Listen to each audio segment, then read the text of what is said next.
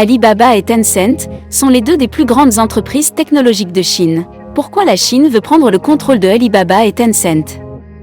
Nous devons comprendre ce que l'on appelle les actions d'or. Cela ne devrait pas être une surprise pour quiconque, que la Chine est très impliquée dans ces grandes entreprises et plus particulièrement leurs entreprises de technologie et de divertissement. Les entreprises américaines ont dû modifier des scripts, changer des jeux vidéo et couper des scènes ou modifier les dialogues des films, s'ils veulent que leurs films ou jeux soient consommés en Chine. Les mêmes règles s'appliquent à deux des plus grandes entreprises chinoises. Nommées Alibaba et Tencent, Pékin veut éloigner l'idée de frapper des entreprises comme Alibaba, avec des amendes massives, et plutôt simplement les prendre en charge. La répression a fait payer un lourd tribut à ces entreprises. Pékin était sur le point d'imposer une amende d'1 milliard de dollars en novembre 2022, ce serait la plus grosse amende jamais imposée à une entreprise. Avec le potentiel pour les entreprises de prendre ce genre de coup, on rapporte qu'elles ont perdu des milliards de dollars. Évidemment, les entreprises qui perdent des milliards de dollars n'est pas de bon augure pour Pékin, donc ils ont décidé de s'éloigner de ces amendes et à la place d'acheter une assez grande partie des actions, afin d'avoir leur mot à dire sur ce que les entreprises feront. Cette acquisition s'élève à environ 1% d'Alibaba et Tencent, et ce 1% a été surnommé les actions en or de l'entreprise, car elles sont assorties d'un droit très spécial sur les décisions commerciales, comme le rapporte Le Guardian. Danny Lamb, qui est le chef de la recherche à SAB International Corp Limited, pense que ce mouvement serait positif pour les entreprises. Il a déclaré que les deux entreprises sont en difficulté depuis le début des mesures de répression, et le gouvernement dans les entreprises pourrait potentiellement les aider à faire des affaires dans de nouveaux domaines et diminuerait le risque de répression.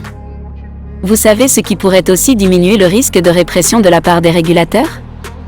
Appuyez sur le bouton d'abonnement et dites-le nous dans les commentaires. Le plus récemment, des cadres supérieurs de 21 entreprises chinoises du secteur privé chantent les louanges de l'économie de la nation lors d'une émission diffusée par la radio d'État chinoise. Tout cela se passe au moment où les 100 personnes les plus riches de Chine ont perdu 39% de leur richesse selon Forbes, ce qui équivaut à 907,1 milliards de dollars par rapport à l'année précédente, plutôt en 2022. Jack Ma est l'un de ces milliardaires, et il a été à un moment l'homme le plus riche de Chine, mais il a fortement critiqué les réglementations auxquelles il a été confronté, et il est la cause principale des amendes que Alibaba a endurées. Il a même quitté la Chine et a résidé au Japon. En 2020, il a accusé les banques d'État chinoises de Pékin d'avoir une mentalité de prêteur sur gage. Jack Ma vaut toujours 25,8 milliards de dollars américains, ce qui fait de lui le 5e homme le plus riche de Chine selon Forbes. Alibaba, fondé par Jack Ma, est le plus grand marché de e-commerce dans le monde, pensez Y, comme eBay, mais en plus grand avec différentes options pour vendre des produits. Il a des centaines de millions d'utilisateurs et héberge des millions d'entreprises. Selon le Wall Street Journal, la structure de l'entreprise Alibaba a été conçue pour permettre à Jack Ma de choisir plus de la moitié des membres de son entreprise et c'est aussi la raison pour laquelle elle a été cotée aux États-Unis.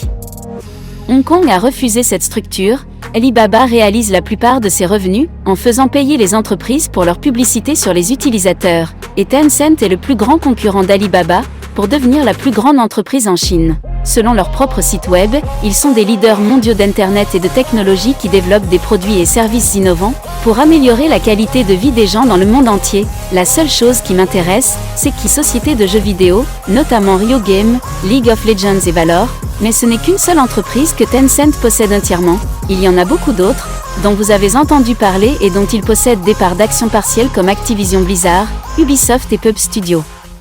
En raison des contraintes que le gouvernement peut imposer aux entreprises de jeux vidéo, Tencent cherche à poursuivre leur croissance dans les entreprises internationales de jeux vidéo, dans l'espoir d'acquérir d'autres sociétés à l'avenir. La Chine essaie de dominer le monde numérique depuis longtemps et leur propre gouvernement a même envisagé d'interdire certaines applications comme Talk d'être téléchargeables en Amérique. D'autres font pression pour une plus forte régulation des données dans les applications que nous utilisons. Quelles sont vos pensées sur l'acquisition par le gouvernement de ces actions en or? Faites-le nous savoir dans les commentaires et merci d'avoir regardé.